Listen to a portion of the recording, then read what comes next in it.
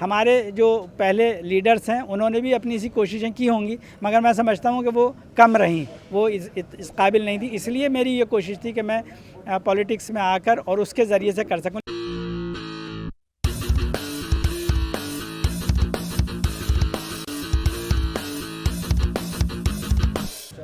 नमस्कार, आदाब, द हल्ला बोल देख रहे हैं आप। और आज हमारे साथ एक ऐसी शख्सियत हैं जिनकी तारीफ़ क्या ही करें, देश से लेकर विदेश तक मशहूर हैं। हमारे साथ नदीम अख्तर तरीन साहब मौजूद हैं, जो समाज सेवी हैं, देश विदेश में समाज सेवा करते हैं। सर, बहुत बहुत स्वागत है आपका द हल्ला बोल में। जी, मैं बहुत बहुत शुक्रगुज़ार हूँ कि आपने मुझे बोलने का मौका दिया और यहाँ संभल में आप लोग काम कर रहे हैं, लोगों तक आवाज़ पहुँचा रहे हैं। जो लोग ऐसे हैं कि जो समाज सेवा में हैं, ख़ासकर आज ये जो प्रोग्राम हुआ है नगर सुधार कमेटी का और दूसरी जो कमेटी है उसका, तो ये सारी चीज़ें आप पब्लिक तक पहुंचा रहे हैं, बहुत बहुत शुक्रिया उसका।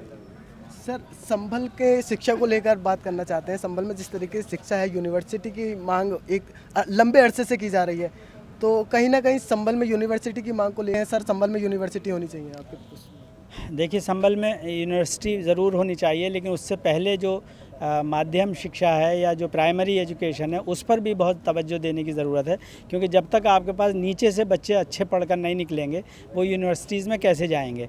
और यूनिवर्सिटी तो ऑफ कोर्स ज़रूरी है और उसके लिए कोशिश होनी चाहिए। मैंने अपनी तरफ से काफ़ी कोशिश की है, काफ़ी दिन से मैं लगा हुआ हूँ, लेकिन कुछ गवर्नमेंट की पॉलिसीज़ कुछ ऐसी हैं कि कोई यूनिवर्सिटी बनाना इतना आसान और जल्दी का काम नहीं है। लेकिन इसी बीच में मैंने एक जो मेरे पुराने दोस्त थे, वो एजुकेशन मिनिस्टर थे उस ज़माने में सेंटर में, उनके ज़रिए मैंने कोशिश की थी कि ये जो मौलाना आज़ाद उर्दू यूनिवर्सिटी है उसका यहाँ पर एक कैंपस शुरू किया जा सके।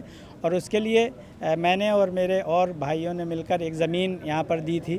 जब उन्होंने ये कहा कि हम यूनिवर्सिटी बना सकते हैं तो हमने उनको फ़ौरन ज़मीन प्रोवाइड की और उनसे कहा कि आप आकर यहाँ बनाइए। वो गवर्नर के नाम 50 बीघे ज़मीन लिखी गई और उसकी बाउंड्री गवर्नमेंट ने कराई, उसने ये जो अपना मौलाना आज़ाद उर्दू यूनिवर्सिटी फाउंडेशन है उसने कराई है।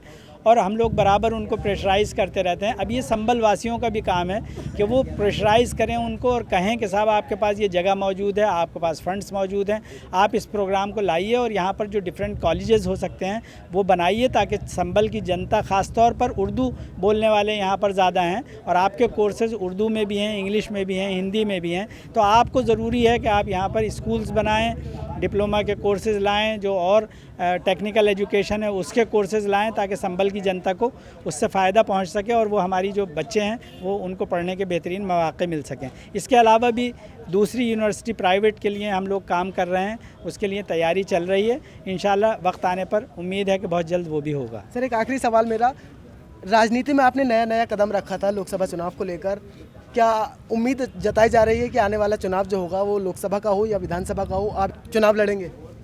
देखिए, मेरी एज सच ज़्यादा दिलचस्पी उसमें नहीं है। मैं तो समाज सेवा और पब्लिक किसी तरीके से उसकी सेवा हो जाए उसकी ज़्यादा कोशिश और उसमें ज़्यादा मेरी दिलचस्पी है। और यही वजह है कि मैं आज से नहीं बल्कि 30-40 साल से इसमें लगा हुआ हूँ कि किस तरीके से एजुकेशन के लिए मैं काम कर सकूँ और जो भी गरीब तबके को ऊपर उठाने के लिए या उनके लिए जिस तरीके की भी मदद हो सकती हो वो करूँ। और उसमें मैं कामयाब भी हूँ, काफ़ी हद तक करता रहा हूँ।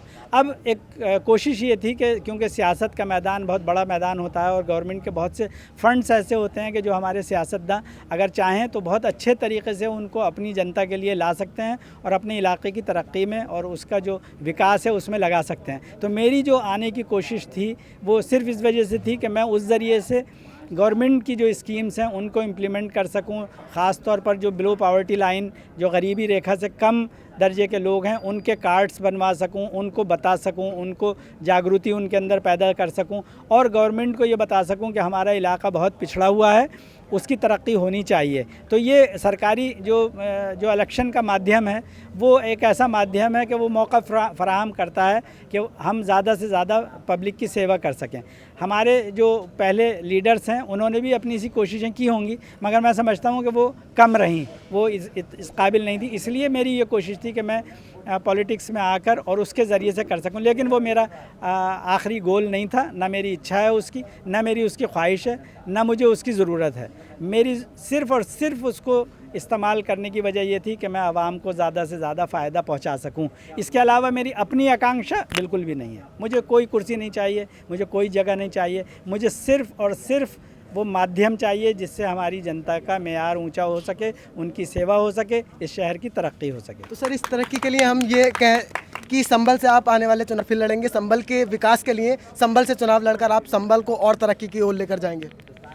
देखिए, अगर मुझे मौका मिला तो मैं ज़रूर कोशिश करूंगा कि चाहे वो इलेक्शन के माध्यम से हो या बग़ैर इलेक्शन के माध्यम से हो, मैं शहर की सेवा करता रहूंगा और करता रहूं, यही मेरी इच्छा होगी। बहुत बहुत शुक्रिया। हमारे साथ हैं नदीम अख्तर तरीन साहब, जो एक समाज को बुलंदियों तक ले जाने के लिए काम करते रहे हैं। आप देख रहे थे द हल्ला बोल। शुक्रिया।